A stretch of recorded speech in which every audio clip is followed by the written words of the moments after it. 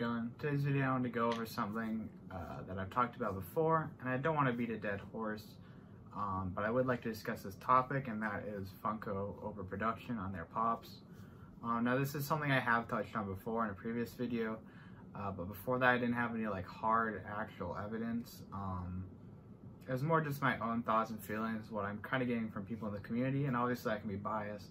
But in the past 24 hours or 48 hours, there has been actual evidence come out. And if you don't know what I'm talking about, there's recently a video leaked of somebody in Washington going to a landfill. And I'll probably play it on screen next to me here, but there's just Pops for days. And it's clearly Funko trying to get rid of Pops that won't sell.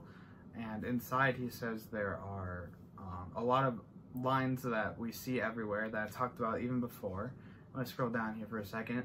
It's stuff like the Blacklight Nightmare Before Christmas, the Hot Topic ones that I never saw sold because they're ugly, and I think Nightmare Before Christmas itself has been overproduced. We have Agretsuko, which is a really like small niche, a small group of people, and I think it's definitely dropped off in popularity in the past couple of years. And again, there are a lot of figures and a lot of variants for that line. Harry Potter. Now it doesn't specify which Harry Potter, and it's hard to obviously put an exact line on that because again, Harry Potter is mass produced, but I'm guessing it's stuff like the giant line that they just had come out in November or December of last year, and the Funkoverse game. And if you don't know what the Funkoverse game is, it's too bad because I really don't know either. And I've been collecting Pops for 4 years. I've seen them everywhere. Anywhere you can buy Pops, there'll be a Funkoverse game. Never seen one bought, never seen one played.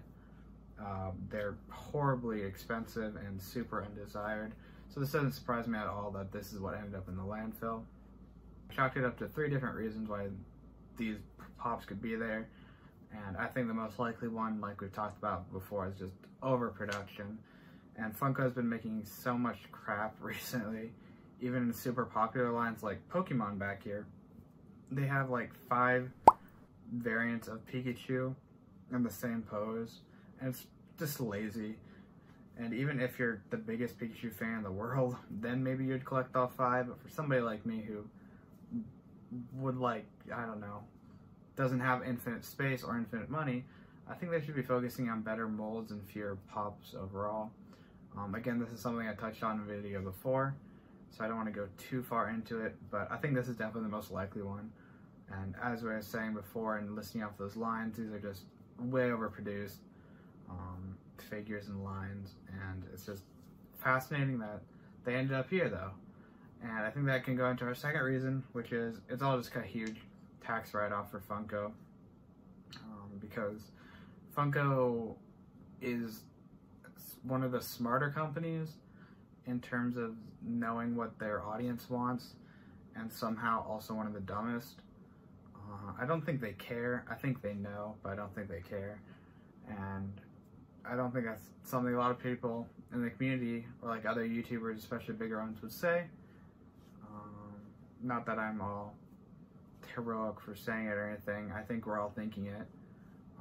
But it's, yeah, like I said, it's just a giant tax write-off. They can deduct this loss as a capital loss for their taxes this year because it was tax season, and going into like the years next, they can just say, hey, these didn't sell, we failed. Why they wouldn't like donate to charity or something else, I don't really know. It's not unusual for like toy brands or other companies to destroy product that they don't want.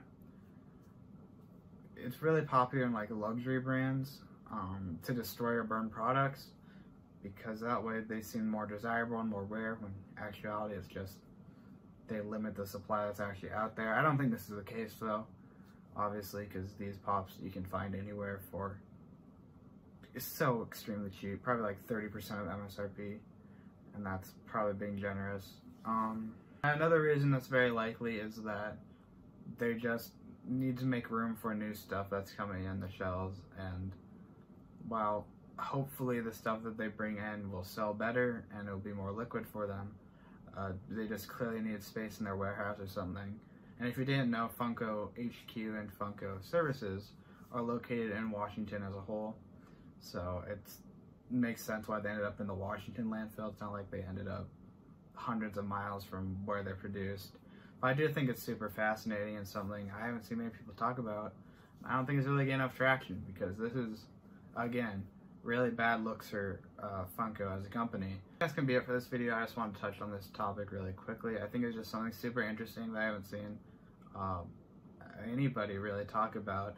And thank you again for the person on Reddit that shared this video. I bet I've already credited them in this video already, but if I haven't, I'll do it again just quickly.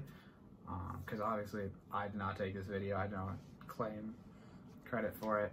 But I would like to know other people's opinions on this because this is interesting, and I'm glad Funko is starting to get rid of these products that have been essentially just sitting and warming on shelves.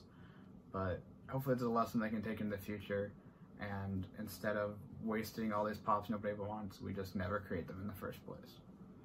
And yeah, I think that's gonna be about it. So just want to share my thoughts on that, and I'll see you later.